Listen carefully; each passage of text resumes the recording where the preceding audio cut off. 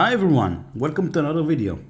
And today I have with me some device that I'm skeptical about it. What I mean, random company with random writings which are saying you have battery, you have GPU, you have quad-core CPU, and you have DDR4. Man, what? My guess is that this device is like those cheap, extra cheap laptops that are being sold to you for like, I don't know, $100, maybe a little bit more.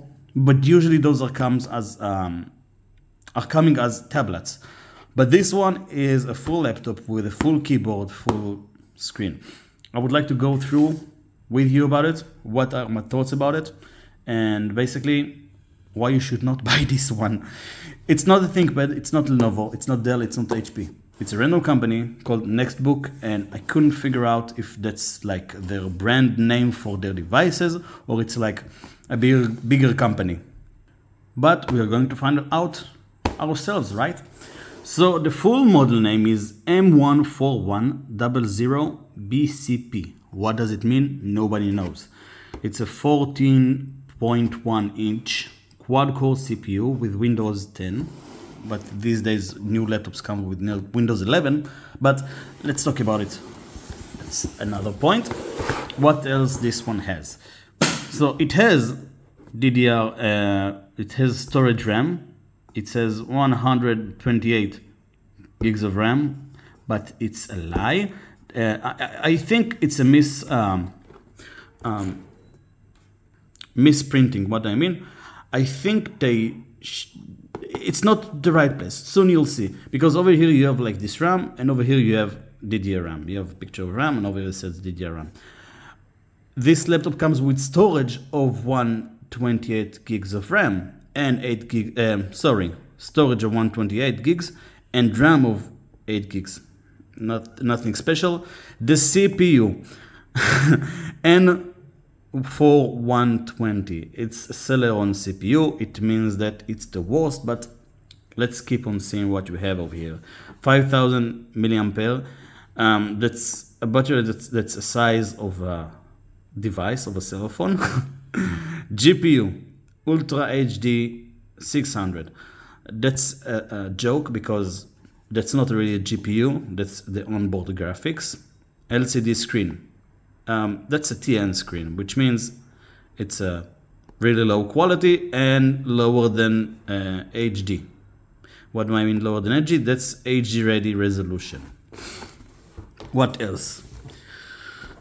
I know that's not in English, but trust me when I'm saying what I'm saying. This keyboard comes with 3 different languages: Hebrew, Arabic, and English. It has 0.3 megapixels of camera for like video calls, stuff like that. Cool. These laptops come with really low resolution of a camera. We can deal with it. 1 watt built-in speakers, Wi-Fi that's 2.4G, pretty slow. We already got 5.0, but 2.4 is for longer ranges. Never mind. Bluetooth 4.0. We already got the Bluetooth 5.3, I think. Maybe I'm wrong. RJ45, cool. Some laptops does not come with this extension anymore.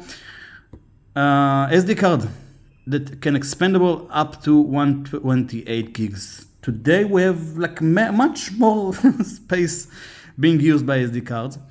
Audio jack, 3 USBs, and HDMI. So far, this laptop is looking cool, but let's open it up and check what it actually means. So that's the laptop over here.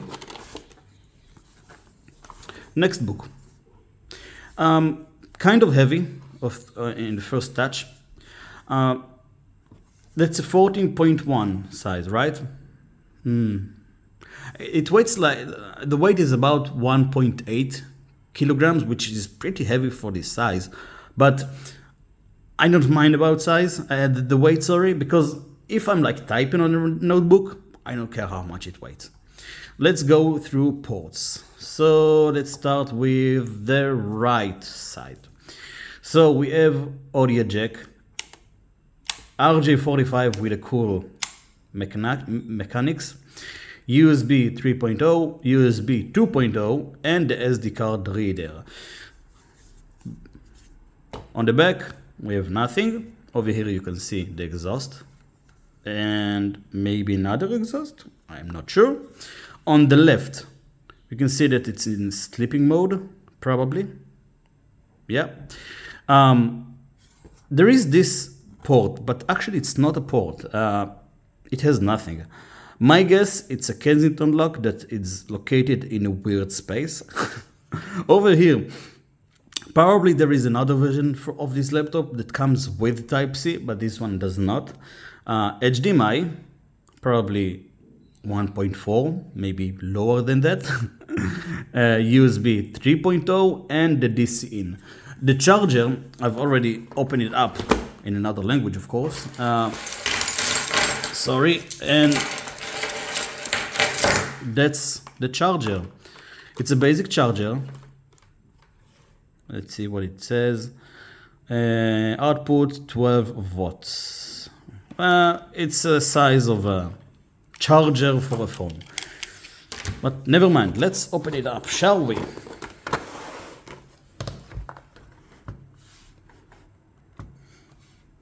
Of course, does not open with one finger, but at this price, I wouldn't care. And here it is. Let's open it up. And here is our glorious laptop. So the first thing that catches your eyes, is the keyboard, which is the extremely weird keyboard. I like the way that it looks like and how it sounds, but soon we'll have a full test for the keyboard. But it's really weird. I'm not sure if I like it or don't, or I'm not, but it looks like the keyboard that we used to have like, I would say 8 years ago, but actually it's a new one. It's a short ones and pretty cool. 3 languages, looks cool. What about the screen? So the screen, 60 Hertz, HD ready. Let me show you the resolution, even though we already saw it. And here it is. Pretty low. 60 Hertz, of course. Nothing too fancy over here. What about specs? So we saw already that it has a Celeron CPU. What about performance? So CPU is the Celeron N128 with 1.10 gigahertz. Now, these type of CPUs are for really low performance laptops and usually come with the lower budget type of devices. So this device costs around $150, something like that, maybe $200.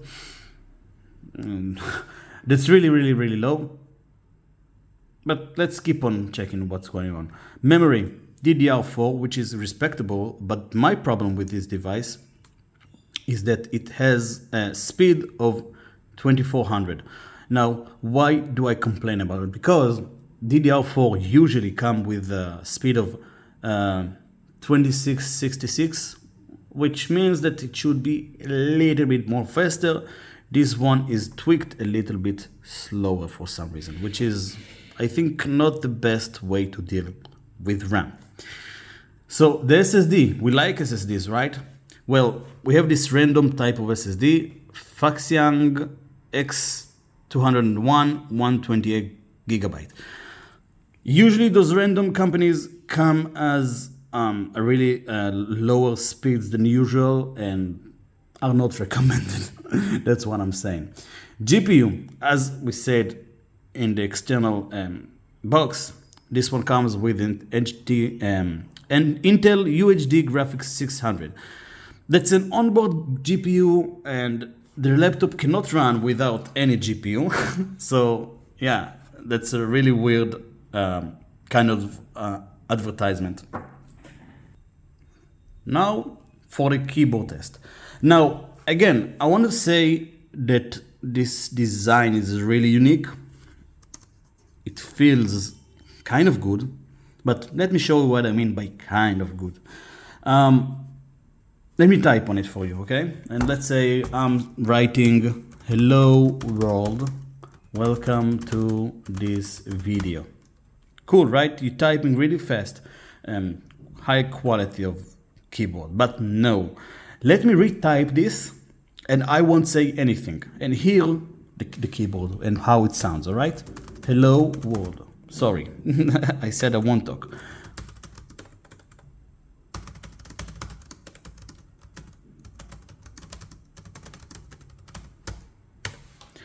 You heard it. This keyboard looks cool and kind of feels cool, but the typing sound is very mechanical and not in a good way. There is a mechanical keyboard that you can hear a mechanical. This one you can hear plastic and it's not the best. I don't like it. And it's either way, you can live with it or you don't. But that was that. What about the trackpad? Well, I kind of like it. Okay, for a cheap keyboard, for a cheap laptop, I can say that it's fine. Although I have a small problem with it. So it feels good, plastic, but feels good. But every click you have with it sounds really, really high. What I'm saying by that, let me click on it.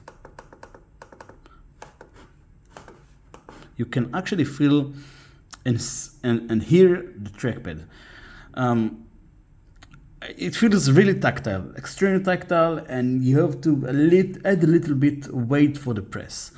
My other problem with it is that it has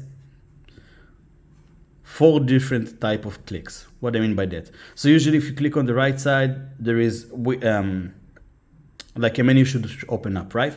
So let me click on the right side. Nothing happens. But let me go lower than that, and then it goes. I'm not sure what's going on with it. That's engineered weird. That's what I'm trying to say.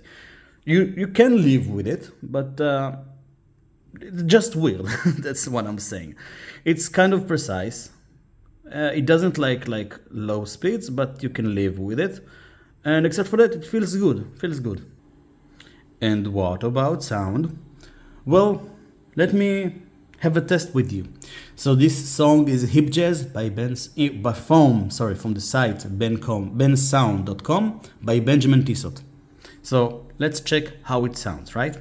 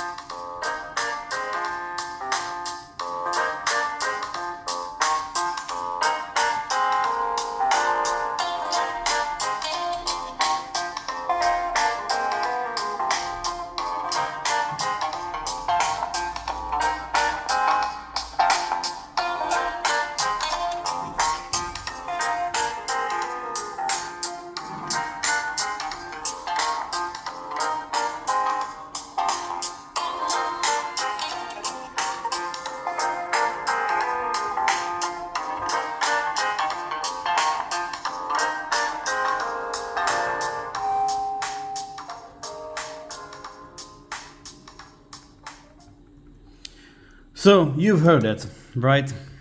The sound quality is very, very low. At some point, you can actually feel like mechanical stuff happening there. There is no bass, there is no quality with this one. That's what I'm trying to say. So there you go, sound test. And now for the nerd part. So what about the speeds of the SSD? Let's give it a try, shall we? Let me come back to you once it finish at some point. So there you have it, speeds test. Very, very, very, very low.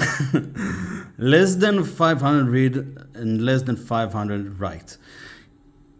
I know that's a megabytes, but those speeds are the average speeds we had like 8 years ago, freaking 8 years ago. So you had the slow CPU and you had the slow SSD and you had the bad monitor and the bad speakers and not the best keyboard. What do you get? You get it. Never mind, let's go to the CPU and GPU tests. Okay, for the CPU test benchmark, let it run. So first time without a charger, and the next test would be without the charger. So with the charger, sorry. So let it run for a while and let me come back to you once we have the numbers. And here are the numbers. I don't know what you expected waiting for results with this one, but single core is less than 500 and multi-core is less than 1500. That's extremely low. Let me show you the rest of the numbers if you are interested.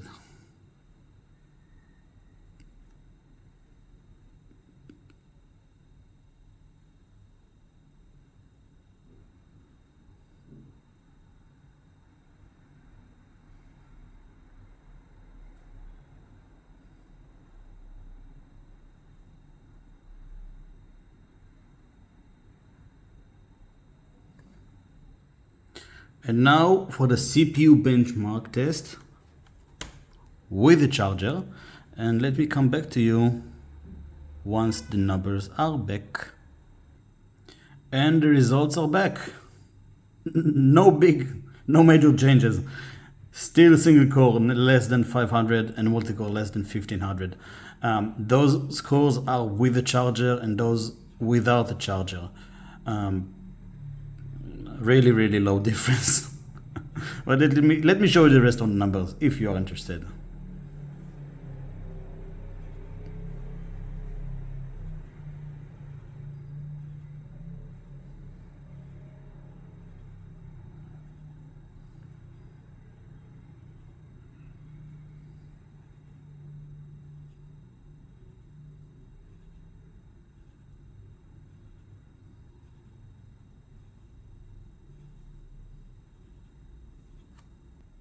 And now for the GPU tests, both of them are going to be with the charger. So the Compute API is OpenCL and the next one would be Vulkan. So let me run it and come back to you with numbers. And the numbers are back. OpenCL score is a little bit more than 1500. Let me show you the rest of the numbers if you are interested.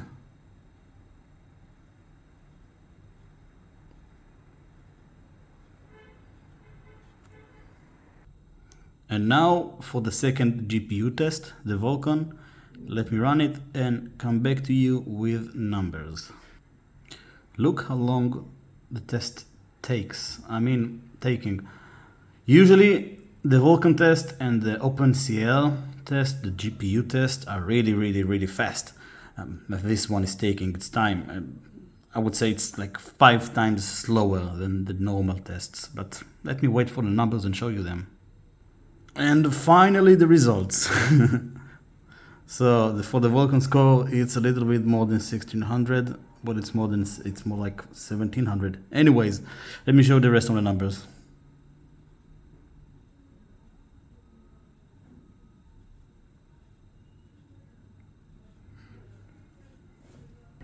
You know, there is another test that I really wanted to show you guys, and that's the Wi-Fi test. Now I have in my home fiber with the upload and download speeds of 2.5 gigabit. That's really fast. Well, it's not gigabits, it's gigabytes. Anyways, that's really fast.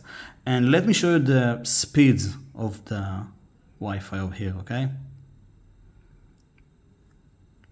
It's going to run, and let me come back to you once it finishes, okay?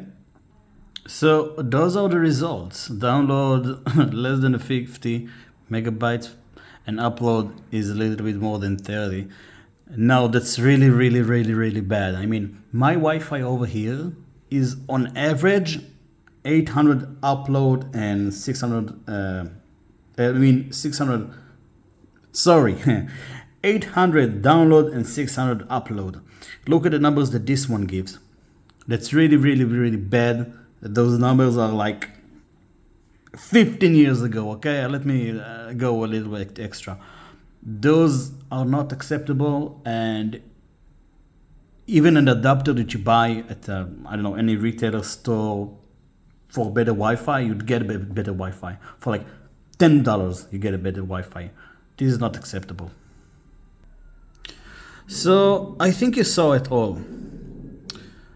This device costs around $150. That's about the price. This is the price of a tablet, and you wish to get a laptop. Well, you get worse than a laptop and worse than a tablet.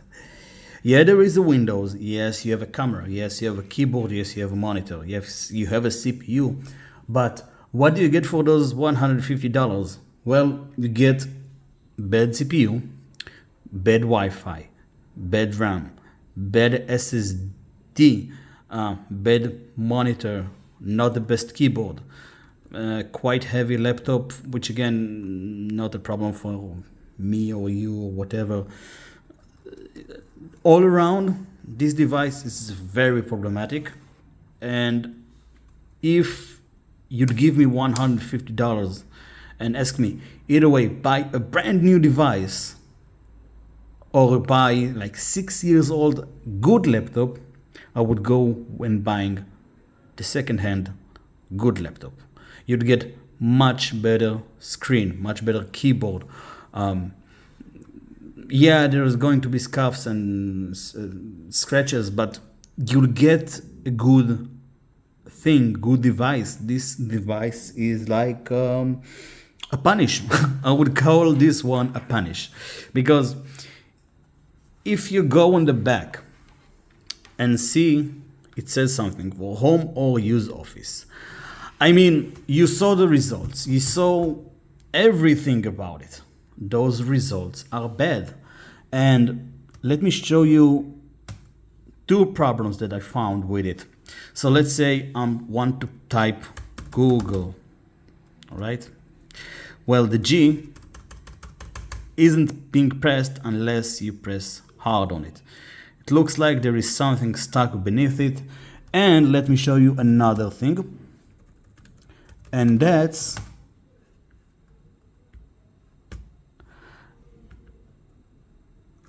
I don't know if you can see it, but there is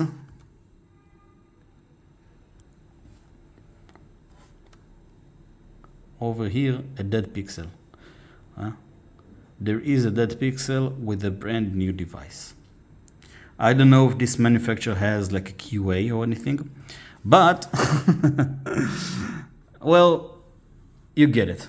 Please, please, please, please, for God, for love of God and for love of you, from me to you, if you want to buy a cheap device, buy one with from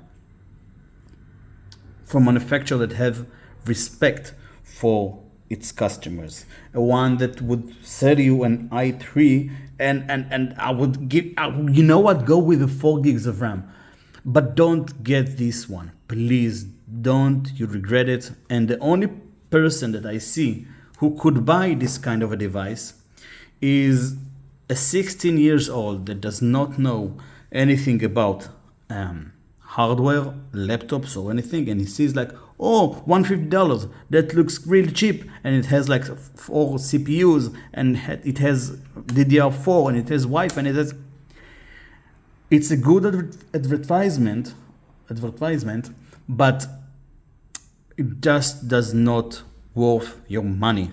Please get away from this device. And that's it. So hopefully you won't buy it. And I'll see you in another one. And thank you for watching.